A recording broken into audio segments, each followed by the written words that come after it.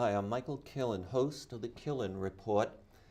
Today I am in the CMC studios in Marin TV, and my guest is a hero of mine, a man I've admired his work for many, many years. He is Spencer Michels, and I used to thoroughly enjoy watching him in Neil Lehr's show and its follow-on show, and watching the various news pieces he's provided. So he's Spencer Michels, a former PBS long-term correspondent. Nice to see you, Michael. Did I introduce you effectively? Oh yeah, that's right. They closed down our bureau a couple of years ago in San Francisco, and so I was old enough I could retire. Yeah. But the PBS NewsHour no longer has any bureaus anywhere in the United States except for Paul Solomon out of Boston, who does financial reporting. Yeah, and if I understand it correctly, he gets funding from the foundation that came out of General Motors. Sloan Foundation. Sloan Foundation. Right. He has his own funding, and that keeps him going, but the NewsHour, like every place else, has had a tough time financially, and they had to cut back. Yeah, I guess that's too bad. Yeah, it is too bad. I mean, there aren't very many organizations like that do in-depth news, and the NewsHour was providing a service that a lot of people liked, not just the quick. When I watch CBS, NBC, ABC today, I'm always amazed how superficial they are. I think they're honest. I think they do a good job. They're innovative, but you know, as Walter Cronkite said, the entire CBS NewsHour could fit into the front page of the New York Times. It's very short compared to the amount of news there is. And so a newscast like NBC or CBS has got to be somewhat superficial. So the shows are superficial today. They're honest, I like to think most of them are, but the topics today, and I guess at any period in history, are complex, very complex. Would you agree? Oh yeah, I would agree, and I think that's where the NewsHour had and still does have an advantage. You take, I don't know, you talk about climate change, one of your favorite subjects. That's a tough subject. You can't do it in a minute and a half on a newscast. They used to have a rule when I started in television that sound bites, a person talking within a story, should probably be no more than 30, 40 seconds long. Today, listen to the sound bites on NBC and CBS. 8 seconds is about maximum, sometimes 4 seconds. A person gets to say half a sentence and then they're on to something else. You can't get the depth of what you want, or what I want anyway, in that kind of a situation. Yes. When you were making news pieces, how many minutes was a particular one? Well, it depends when you're talking about. When I first started, which is a long time ago, I was working at a television station in Sacramento. We could do a 2.5-minute story. That was commercial television. You very rarely see a 2.5-minute story on commercial television today. The shorter, the better. The more what they call story count is what they're after. As many stories as you can squeeze into that half hour, it'll keep the audience interested. If you go 45 seconds or a minute and a half on a story, yeah. Oh, that'd be terrible. I used to be able to do 2.5-minute stories. It got shorter over the years. They wanted it shortened, and one of the reasons I left commercial television, went to public television, went to work at KQED in San Francisco, was that you could go longer. You could explain things, and that was what was interesting. Yeah. Paul Simon's shows on PBS, how long are they right now? Paul Solomon? Solomon, yes.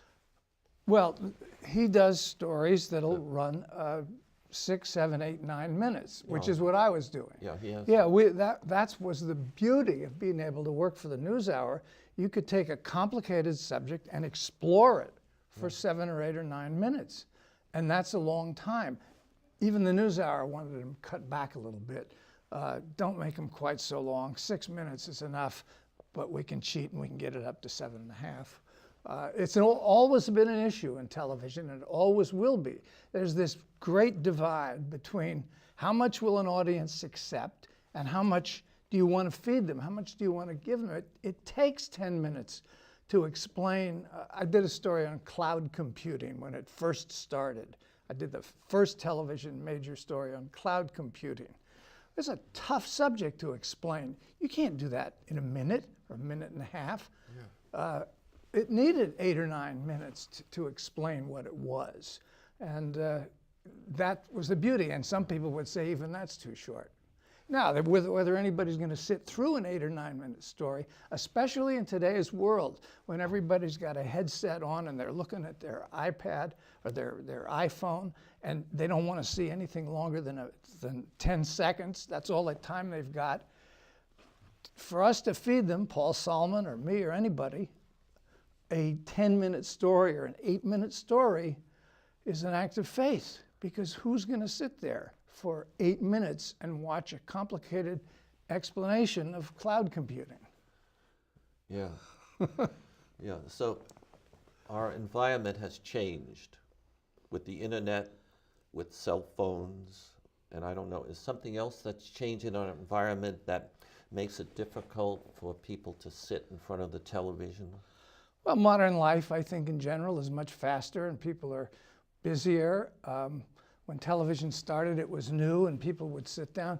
But I hardly know anybody who sits down and watches a whole newscast anymore. I also don't know very many people who take a newspaper. I have a son who lives in San Francisco in a 12-unit apartment house. Not one of the tenants in that apartment house takes a newspaper. The world has changed. I mean, and obviously the newspapers are suffering because of it, and the television networks are suffering because of it, and it's a different ballgame. And besides people wanting less information, or little sound bites almost, what about the quality of the news we're getting? Well, I think what everybody says, and I'm sure you hear this as well, especially from younger people. I get all my news from the internet. I read everything on the internet. You can read all sorts of stuff on the internet, and the quality varies, obviously. If you go on some crazy site and white supremacist site or something, you're going to get terrible quality, obviously.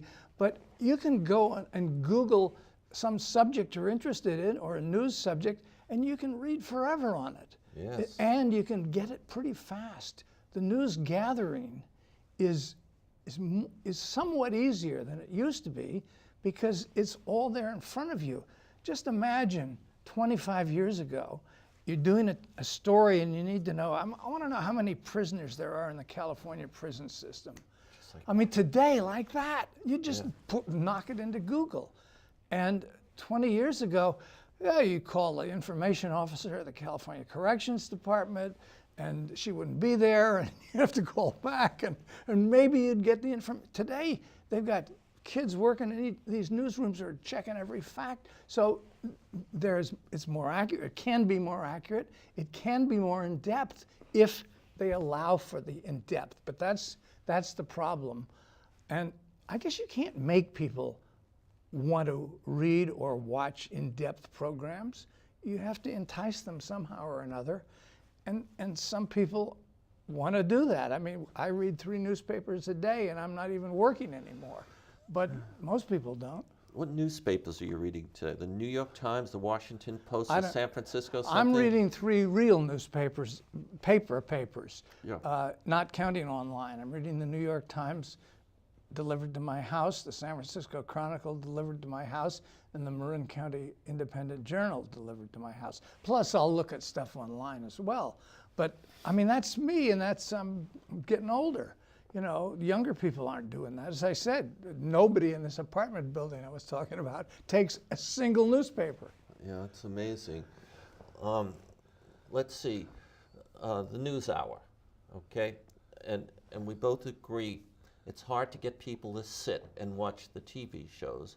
And some people say the internet has had an adverse impact of that. And some could say, well, it took the eyeballs over there, but it's speeded up things. But I can get the news, the nightly news on the internet. If I don't have to use the medium of TV, but still, the kids don't want to go maybe and watch the kind of information that the nightly business news is giving us. Well, the nightly regular news, yeah. That's true, and no one knows what to do about it. I'm sure you're aware that New York Times just had a big discussion of how they're going to change the New York Times because their circulation is down and their revenues are down. There aren't any more classified ads in newspapers, which is a mainstay of newspapers. Well, that's true. Yeah, they're gone. Why would you put a classified ad in the newspaper when you can go on Craigslist, you know, and do it for free? So the newspaper's revenue stream is down, and they're having a hell of a time. And so they're plunging into this digital world in a way that they aren't sure what they're doing. And it's sort of interesting to watch them. They're trying to develop revenue streams from their digital offerings, and some of them are making it and some of them are not. Yeah, I can see every nightly news show, they always say, well, to get more information on this, the rest of my interview with so-and-so, go on to PBS website.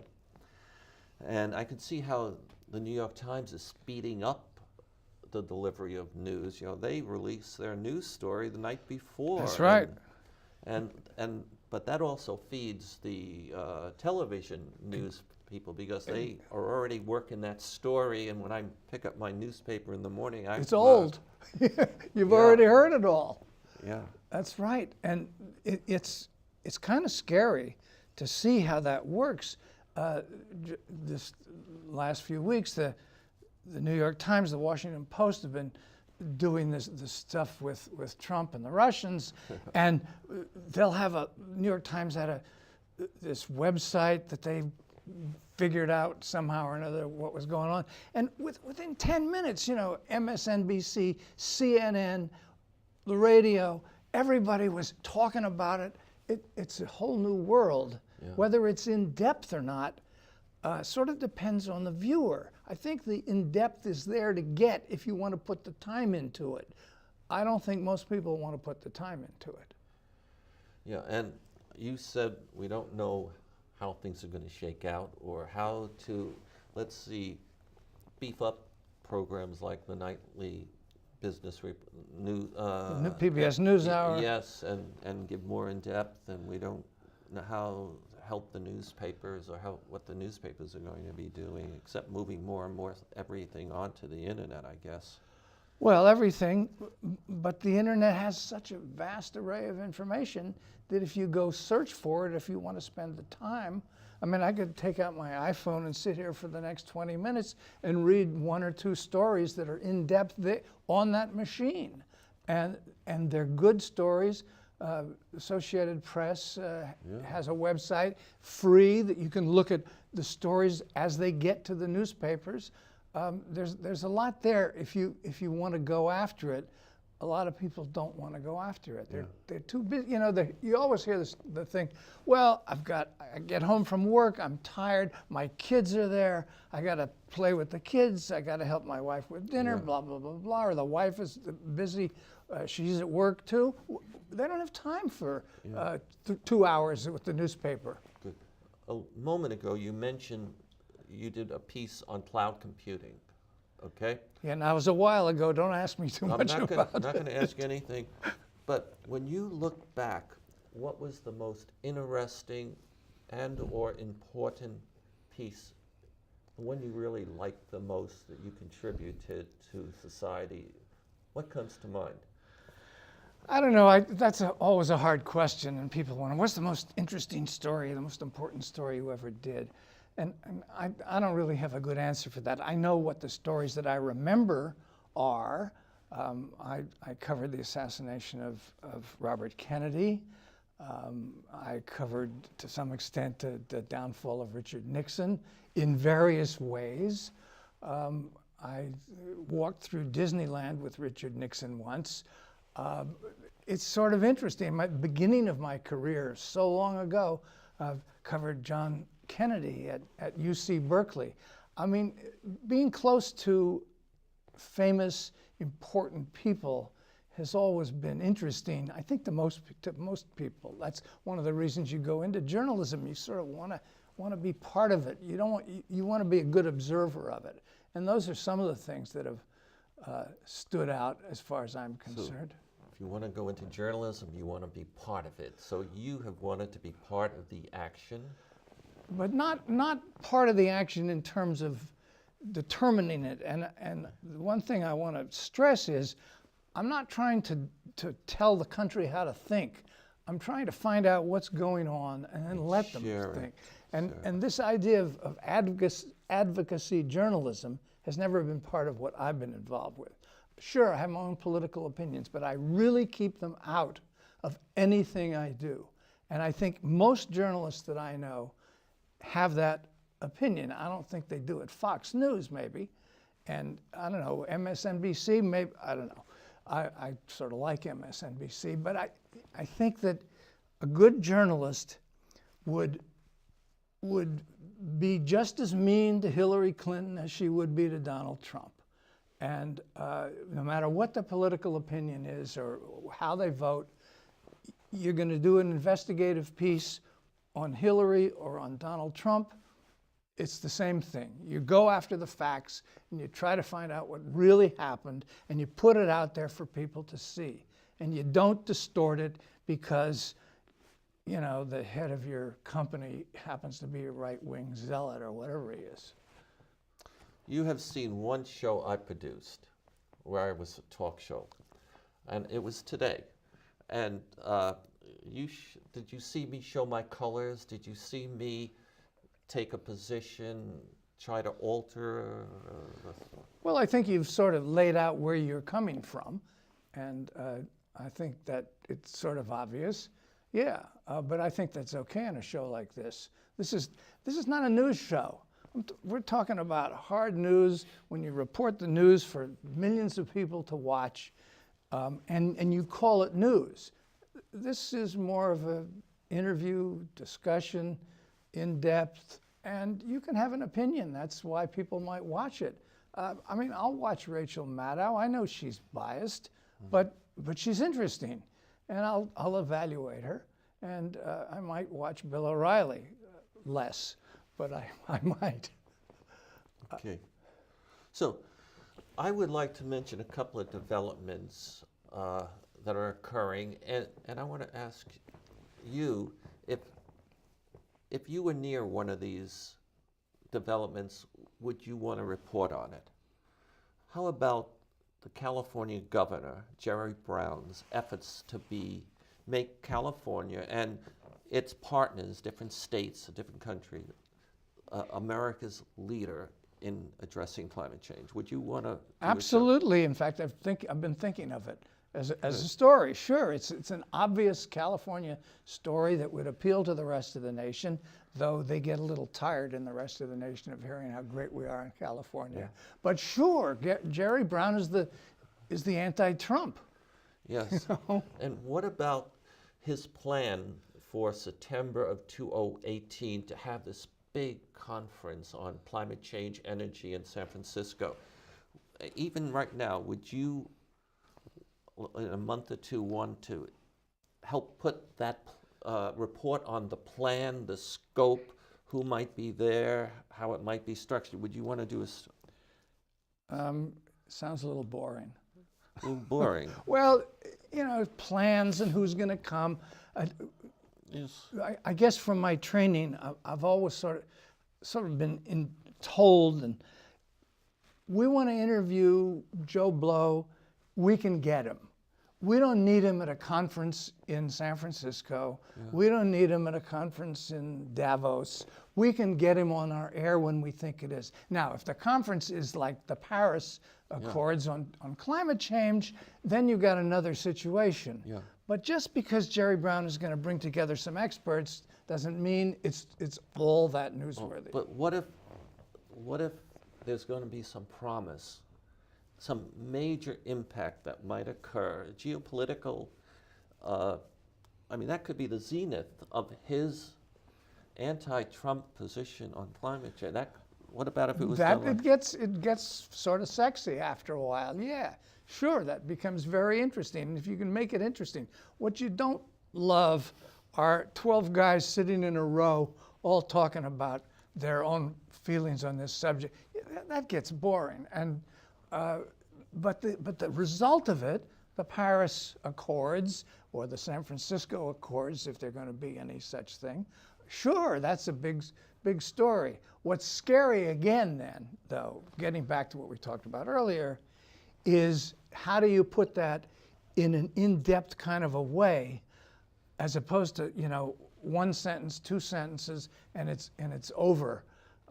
You want to background it. You want to have some knowledge of what it's about. I mean, everybody in the world doesn't know what carbon credits are and those kind of things. You have to sort of explain those, and that's where skill in presenting the news is what's important.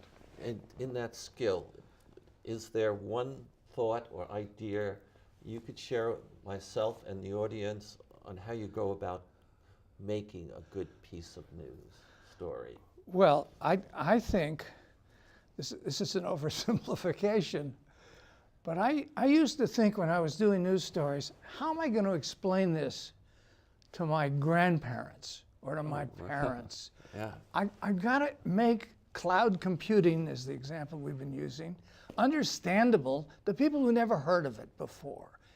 And how do you do that? I think that's the key. Now, do you have time to do that on a 22-minute newscast at the end of the day for NBC? No, you don't.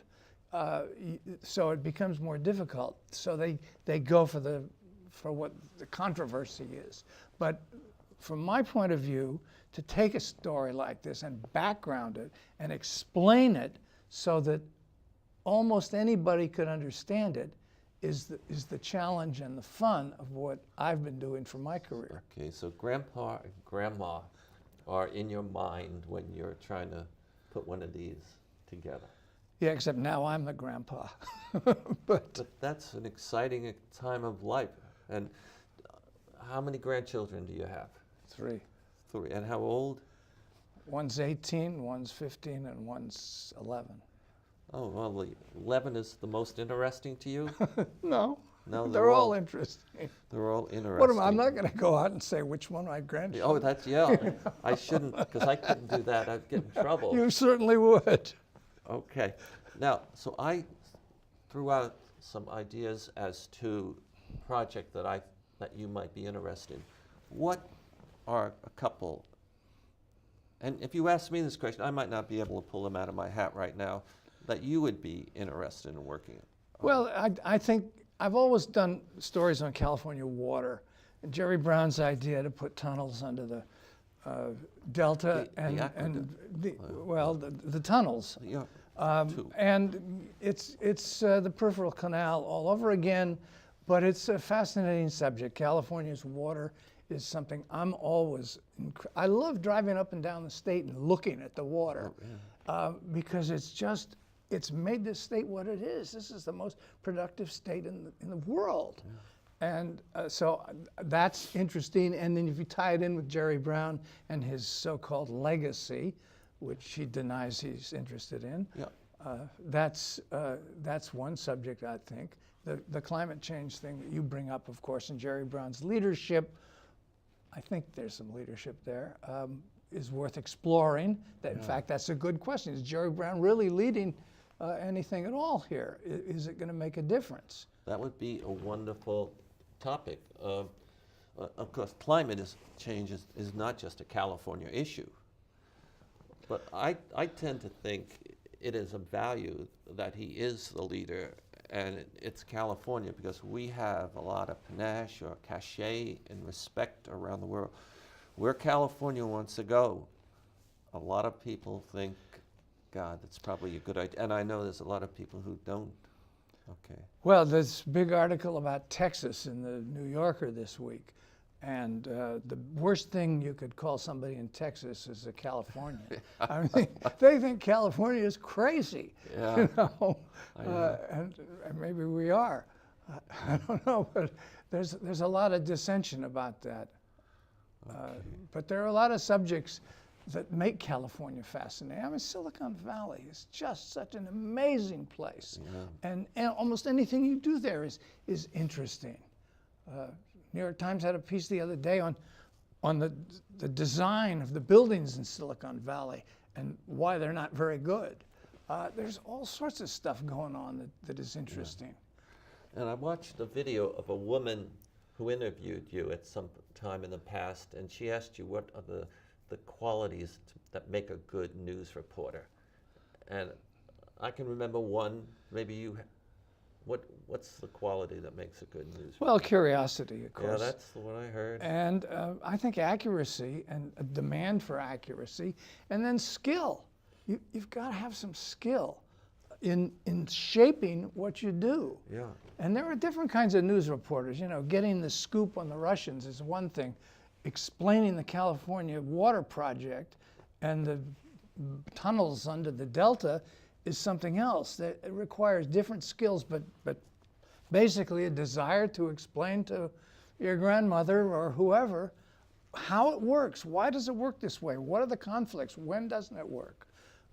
It's an interesting business. You sort of can, you know, get up in the air and look down and see what's going on. Yeah. And what about bringing order to a topic and to your own mind about it? No? Well, if there's order to be had, I don't think you have to presuppose that there is order. I mean, I try not to have a preconceived notion when I go into a story that we have to find the order here. Maybe there isn't any order. Maybe it's all random. That's a good point. There's some topics I'm thinking about as an artist. You know, I Right. make paintings, and I can't see the order, and I'm not ready to undertake them because maybe there's no order there. But we are running out of time, and I want to make just a couple announcements. This painting is by Harry Cohen, and I know you know him. It's really cool. Yeah, and he's a master artist, and I want to thank him for making the art available. And when he makes art, and when I make art, part of it is to make order, bring order of something to our mind. And then I want to say this. My guest has been Spencer Michels, a long-term PBS news correspondent, and I have thoroughly enjoyed my 20-something minutes with him, and I want to thank you very much. Thank you. A lot of fun. Okay.